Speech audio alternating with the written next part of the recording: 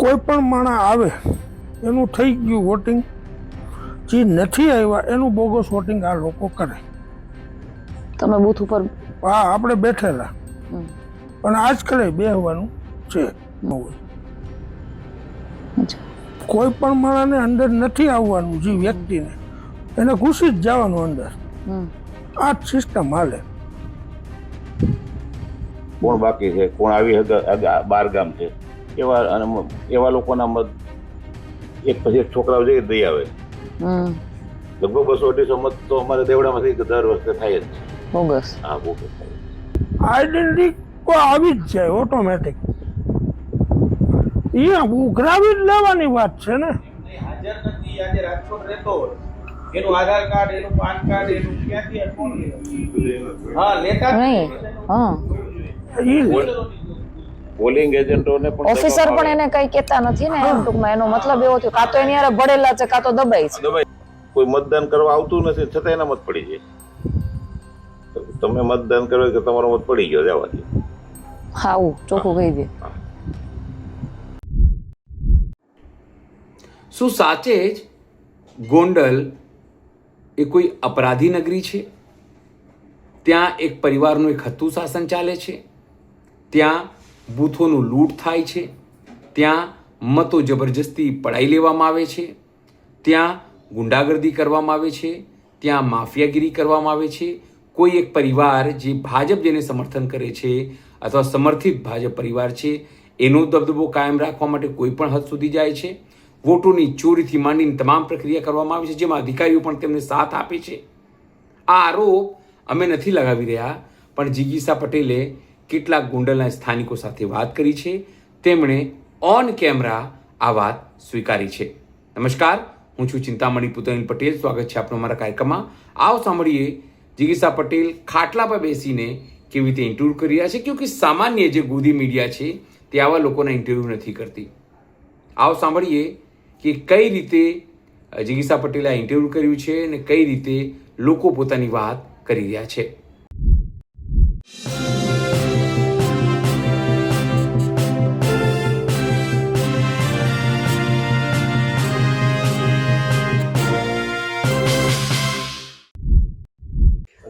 નમસ્કાર, હું છું જિગીસા પટેલ.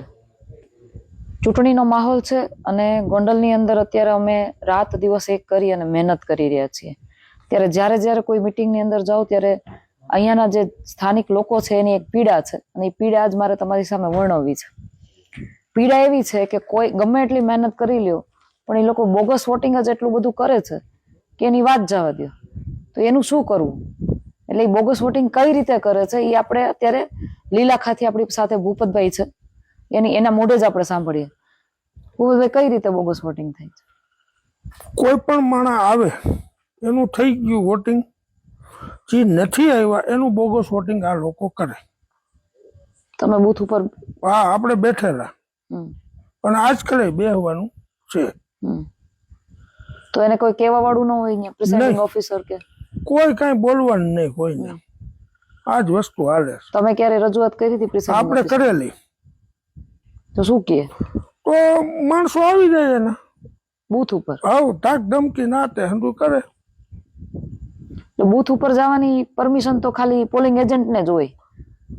એ વાત તમારી કેવી બરોબર છે, પણ 100 મીટરની અંદર જ એટલા માણસો હોય કે એનું કોઈ નક્કી જ ન હોય. કોઈ પણ માણસને અંદર નથી આવવાનું, જે વ્યક્તિને એને ઘૂસી જ જવાનું અંદર. આ જ સિસ્ટમ હાલે. કેટલું મતદાન બોગસ કરતા હશે આ લોકો? એક એમ બોગસ એવું થતું હોય કે જેટલા આવ્યા એટલાનું તો કાયદેસર થઈ ગયું, નથી આવ્યા એનું કરે. હા, ભલે નથી આવ્યા એવું કેટલું મતદાન કરે એનું કોઈ નક્કી ન હોય ભાઈ. એમ તો અમારા ગામમાં મતદાન ઊંચું જ થાય કે 50-100-150 મતદાન વધીને થતું હોય બોગસ. હા, કે ન આવી શકે એમ હોય. આ તે દેવડાથી આપણી સાથે શરદ કાકા પણ છે, તો શરદ કાકાને પણ એવા ઘણા બધા કિસ્સા સાંભળવા મળ્યા છે. મને ઘણી વાર વાત કરતા હોય. કેવું થાય છે શરદ કાકા? બોગસ ગામના જે આગેવાન હોય છે પંચાયત બોડીના, એને પરવાનો કેમ જાય હોય એવી રીતે સતત અંદર ઘૂસે. હમ. તો ખરેખર એમને તો પોલિંગ એજન્ટ નો હોય, ચૂંટણી એજન્ટ નો હોય, નો ઉમેદવાર હોય, તો આવા લોકોને ખરેખર એ ત્રિજ્યાથી દૂર રાખવા જોઈએ. હમ.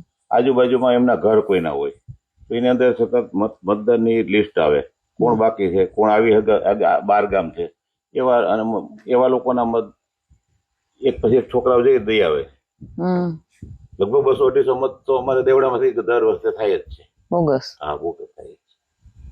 તો બોગસ તમારા- ન થાય તો ખરેખર ચૂંટણી એવી હોવી જોઈએ કે લોકશાહી જીવંત રાખવી જોઈએ. બોગસ આજે બોગસ એક મત કોઈને આપી અને કોઈ અન્યાય કરી એના કરતા ચૂંટાઈ ન ચૂંટાઈ પછીની વાત છે. બોગસ શા માટે થવા જોઈએ? એટલે ગામે ગામ મને આ વાતની જાણ થઈ. હા. તમારા ગામમાંથી 2-3 જણાએ મને એવું પણ કીધું કે આ એક સમયે ચૂંટણીના સમયે તાલુકા પંચાયતની ચૂંટણી હતી ત્યારે લાકડીઓ પણ ઉડી હતી. હા, એવું સાંભળવા મળ્યું કે ઉમેદવારનો છોકરો ઉભો હતો હમ. અને બહારથી ગાડી આવી અને સીધી લાકડીનો ઘા કર્યો, છોકરો ભાગી ગયો અને પછી ત્યાર પછી 200-250 મત બોગસ પડ્યા. એવું મેં પણ સાંભળ્યું છે. હાજર નહોતો હું, પણ સાંભળેલું છે. અને બધા લગભગ લોકો મુખે સાંભળવા મળશે જ તમને. એટલે કઈક એવું થયું આના હોય તો પછી અને પહેલાની ચૂંટણીમાં એવું બન્યું. પ્રિસાઇડિંગ ઓફિસરોને આપણે કઈ આઈડેન્ટિટી ફરજિયાત તો બોગસ અટકે ને આઈડેન્ટિટી નથી માંગતા એટલે માગે તો ખરા જ ને. તો કઈ રીતે ઓલાના આઈડેન્ટિટી કઈ કરાવો? આઈડેન્ટિટી તો આવી જ જાય ઓટોમેટિક. એ ઉઘરાવી જ લેવાની વાત છે ને. એમ નહીં, હાજર નથી, આજે રાજકોટ રહેતો હોય, એનું આધાર કાર્ડ, એનું પાન કાર્ડ, એનું ક્યાંથી આ કોણ લે? હા, લેતા જ નહીં. નથી. હા. ઈ ભૂલ છે. પોલિંગ એજન્ટોને પણ ઓફિસર પણ એને કઈ કેતા નથી ને એમ ટૂંકમાં એનો મતલબ એવો થયો કાં તો એની હારે ભળેલા છે કાં તો દબાઈ છે. દબાયેલા છે. ભરેલા છે, દબાયેલા. બે માંથી એક. એ આખું સરકારને આપવું, તારે લઈ આવો 5 માંથી 4 માંથી 1. એટલે કાંઈ ન હોય તો રાશન કાર્ડ ઉપરથી નહીં તમે આ કઈક ડોક્યુમેન્ટ લઈને જાવ તો તમને વોટ નાખવા દે. બરાબર સાંભળો, એક મિનિટ. આ એવું ભાઈ કે સમજાવું તમને કે જેની તમારી પાસે કઈક એવું પ્રૂફ હોય કે તમે આ માણસ છો તો તમને વોટ નાખવા દે, એવું ચૂંટણી કાર્ડ હોય અથવા રાશન કાર્ડ કે કઈ તમે આધાર કાર્ડ, પાન કાર્ડ કે ગમે તમે લઈ જાઓ. તો બોગસ મત નાખવા જયારે આ લોકો ટ્રાય કરે બોગસ મતની, તો એ ક્યાંથી લઈ આવે? ખાલી નામ ઉપર જ દઈ ત્યારે એની દેવાનું. જરૂર જ નથી પડતી બેન. એનું કઈ પ્રૂફ જ ના જોઈએ. જરૂર જ નથી. એક એવો મુદ્દો પછી પ્રિસાઇડિંગ ઉપર કેવા પૂરતું બોલે તો આ તો પછી અધિકારીની ભૂલ છે ને. હા, એ તો છે જ ને. એમને એને એમ કહેવામાં જ આવે કે ભાઈ તમે બેસી જાઓ શાંતિથી. દબાવવામાં જ આવે. દબાવેલા જ છે. દબાવવામાં ક્યાં આવે? એમની આખી સત્તા હોય શકે ને, કદાચ દબાવવામાં આવે, કદાચ કઈક લાલચ આપી લાલચ હોય, આપી. કઈક તો નકર અધિકારી શું કામ એની ફરજ ન નિભાવે? હમ. અને ન નિભાવે તો હવે અધિકારીઓ ઉપર કેસ કરવાનું ચાલુ કરો ને. કાયદાકીય પ્રક્રિયા અધિકારીઓ ઉપર કરવી જોઈએ હવે તો. જે પ્રમાણે તમે કહો છો એવું ગોંડલની અંદર થતું હોય, ખાસ કરીને તમે લીલાખામાં, તો અધિકારીઓ ઉપર પણ કાયદેસરની કાર્યવાહી થવી જોઈએ. ઇલાકાને તમામ ગામમાં, બધાય ગામમાં. ગોંડલના તમામ ગામમાં મને ખબર છે, મને ઘણા બધા લોકોએ કીધું કે દરેક ગામની અંદર આવા પ્રોબ્લેમ છે. લીલાખાની એકની વાત તમામ ગામમાં થાય છે. એવું નથી કે લીલાખા જ થાય. અમારે જે બધાય ગામ થાય. આવે બધે. તો ત્યાં તો કોઈ મતદાન કરવા આવતું નથી, છતાં એના મત પડી જાય. તો તમે મતદાન કરો કે તમારો મત પડી ગયો, જવા દો. હા, આવું ચોખ્ખું કહી દે. હા. એટલે આવી પરિસ્થિતિ છે. આ લોકો અહીંયા જીતતા નથી. સતત ને સતત એમ કે છે ને કે લોકો અમને જીતાડે છે. ના, લોકો એને જીતાડતા નથી, એ ધરાર જીતે છે.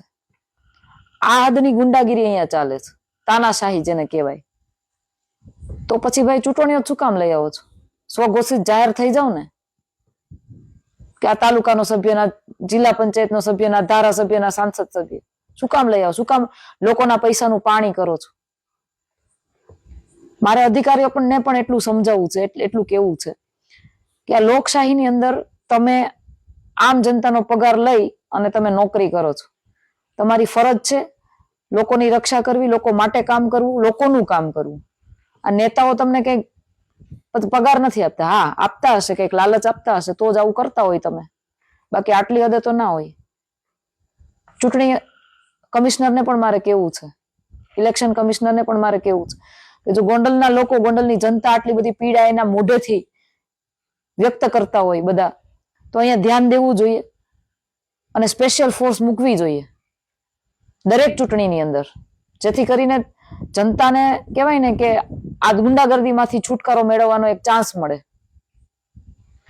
આના માટે અમારે જે અધિકારીઓને જ્યાં જ્યાં રજૂઆત કરવાની છે ત્યાં અમે બધે કરશું, અમારી ફરજ અમે પૂરી કરશું. અને સાથે સાથે મારે ગોંડલની જનતાને પણ એક એવું છે કે તમે પણ થોડોક અમારો સહકાર આપો, અમને સહકાર આપો કે તમારા ગામની અંદર જયારે બોગસ થતું હોય તો ગામના લોકો સંગઠિત થાવ ને, ગામના લોકો સંગઠિત થઈને આવા ગુંડા તત્વોને બહાર કાઢો કે ભાઈ અમારા ગામમાં બોગસ નહીં. જો એના પછી પણ એ લોકો વધારે પડતી દાદાગીરી કરે તો મને ખાલી એક પુરાવા સાથેના વિડીયો મને મોકલી દો, પછી અમે લડી લઈશું. જય હિન્દ, જય ભારત. આ સમગ્ર ઘટના જોઈને આપણે શું લાગે છે જરૂરથી અમારા કોમેન્ટ બોક્સમાં કોમેન્ટ કરજો. એ સિવાય અમારી યુટ્યુબ ચેનલ લાઈક કરો, સબસ્ક્રાઇબ કરો, બેલ આઇકન દબાવો. સાથે અમારી વેબસાઇટ છે www.gujaratplus.in, ત્યાં પણ જઈને તમે વધુ અપડેટ થઈ શકો છો. અત્યારે માટે બસ આટલું જ. નમસ્કાર.